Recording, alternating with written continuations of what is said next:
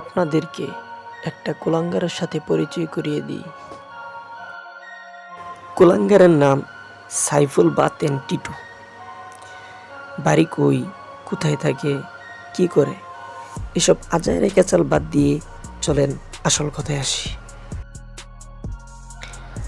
টিটু একটা নাস্তিক ও কট্টর শাহবাগী। সে নিজেই তার ফেসবুক আইডিতে বলেছে, অতঃপর জেনে রাখো, আমি সাইফুল বাতেন টিটু অবশ্যই একজন গর্বিত নাস্তিক, যে কল্পিত আল্লাহকে বিশ্বাস করি না তার মিথ্যে ভয় ও লোভকে, যার কোনো অস্তিত্ব নেই। সে ধর্মকর্মের বিরোধিতা করে বহুবার আলোচনায় আসার চেষ্টা করেছে, কিন্তু পাত্তা পায়নি। এমনকি 3টা বইও লিখেছে। এর মাঝে কওমি শিক্ষক ও ছাত্রদের কটাক্ষ করে লেখা বিস্ফোরা বইটি উল্লেখযোগ্য। তবে বর্তমানে সে আলোচনায় এসেছে মাগুরার 8 বছরের শিশু আসিয়ার ধর্ষণের সাথে আম্মাজান আয়েশা রাদিয়াল্লাহু তাআলা আনহার বাল্যবিবাহকে তুলনা করে। সে তার ফেসবুক পোস্টে লিখেছে, 8 বছরের আসিয়া ধর্ষণের ধকল সহ্য করতে না পেরে মারা গেল। এবার চিন্তা করুন 9 বছরের আয়েশা রাদিয়াল্লাহু তাআলা আনহার কী অবস্থা হয়েছিল।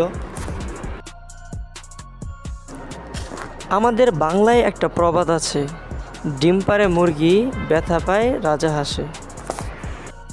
অল্প বয়সে বিয়ের কারণে যদি আম্মাজান আয়েশার উপর দিয়ে দখল যেত, তাহলে তিনি কারো না কারো কাছে হলেও এই কষ্টের কথা শেয়ার করতেন এবং তিনি মানুষদেরকে বলতেন, তোমরা তোমাদের রমণীদেরকে অল্প বয়সে বিয়ে দিও না, এতে করে তাদের খুব কষ্ট হয়।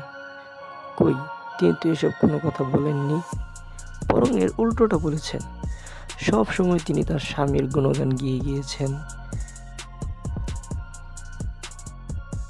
অবশেষে বাংলার তাওহীদি জনতা যখন খেপে গেল, তখন নাস্তিক টিটু মিয়া পোল্টি খেল।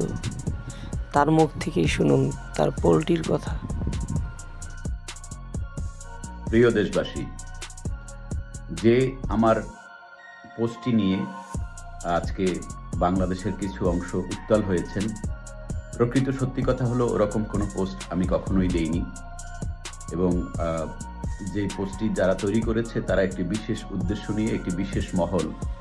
দেখো ইমাম সাহেবের 4টা বিবি ঘরে, যখন তখন লাগাইতে সে পারে। শুনছি মুহতামিমের 3টা বিবি ঘরে, যখন খুশি চুদিতে সে পারে।